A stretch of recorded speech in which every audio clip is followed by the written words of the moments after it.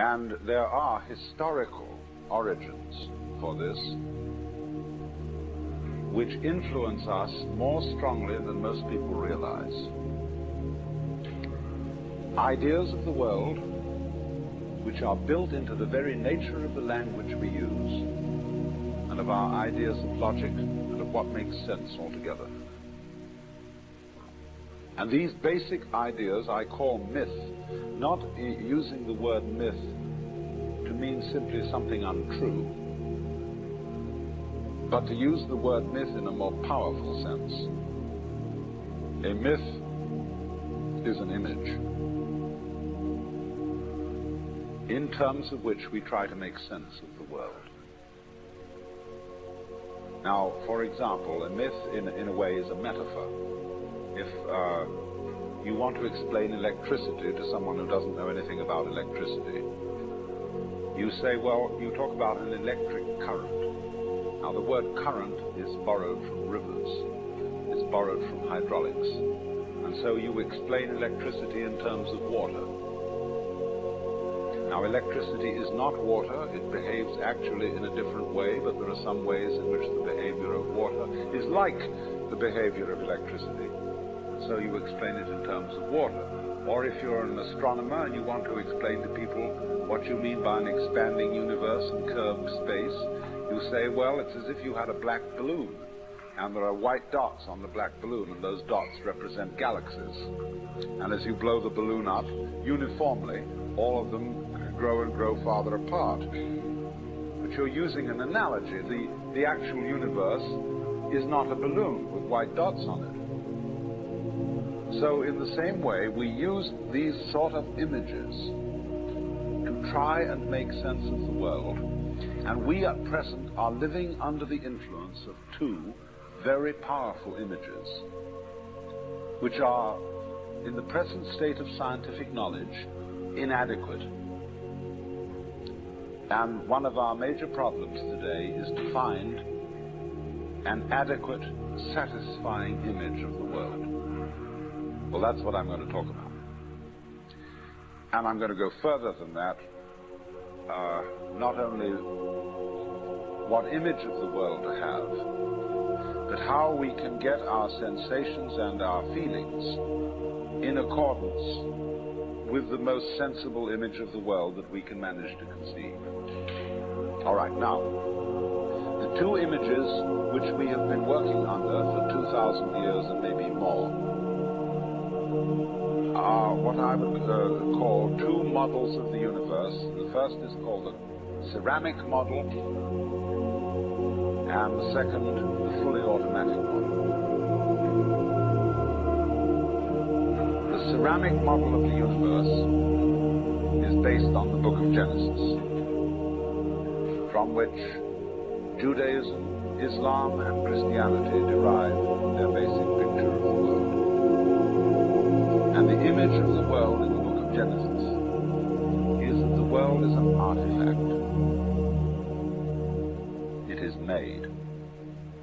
As a potter takes clay and forms pots out of it, or as a carpenter takes wood and makes tables and chairs out of it. Don't forget, Jesus is the son of a carpenter, and also the son of God. So the image of God and of the world is based on the idea of God as a technician, potter, carpenter, architect, who has in mind a plan and who fashions the universe in accordance with that plan. So basic to this image of the world is the notion, you see, that the world consists of stuff, basically. Primordial matter, substance, stuff, as pots are made of clay. Now, clay by itself has no intelligence. Clay does not of itself become a pot, although a good potter may think otherwise. Because if you were a really good potter, you don't impose your will on the clay. You ask any given lump of clay what it wants to become, and you help it to do that. And then you become a genius.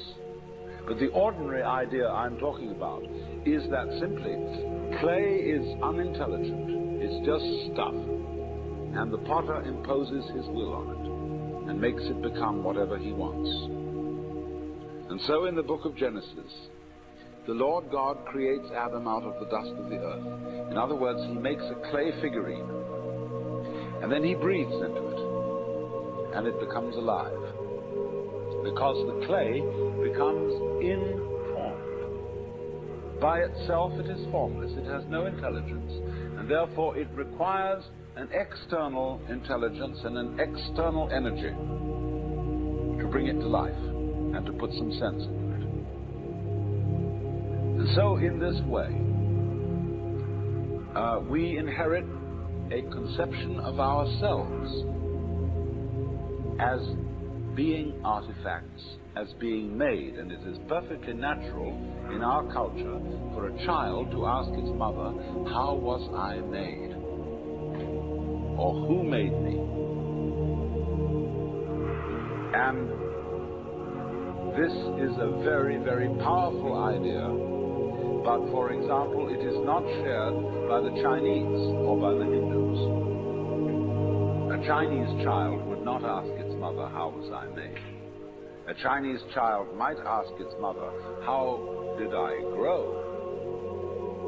Which is an entirely different procedure from making.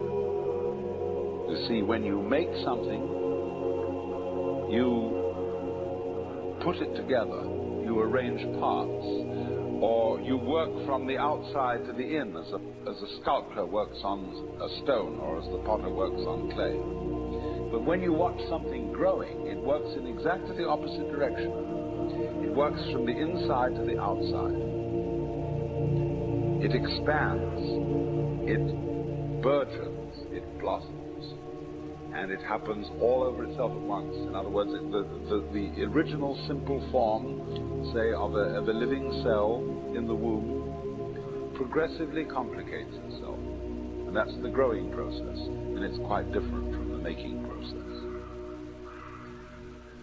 But we have thought historically, you see, of the world as something made the idea being that trees, for example, are constructions, just as tables and houses are constructions. And so there is, for that reason, a fundamental difference between the made and the maker. And this image, this ceramic model of the universe, originated in cultures where the form of government was monarchical,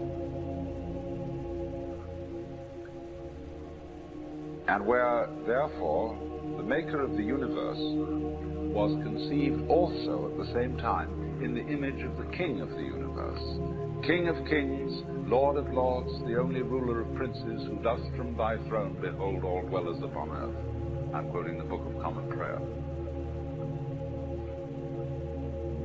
And so, all those people who are oriented to the universe in that way feel related to basic reality as a subject to a king. And so they are on very, very humble terms in relation to whatever it is that works all this thing.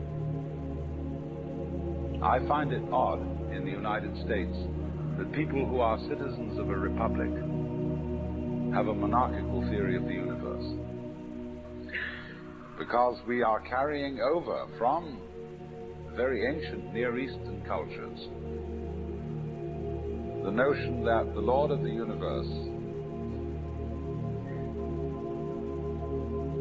must be respected in a certain way.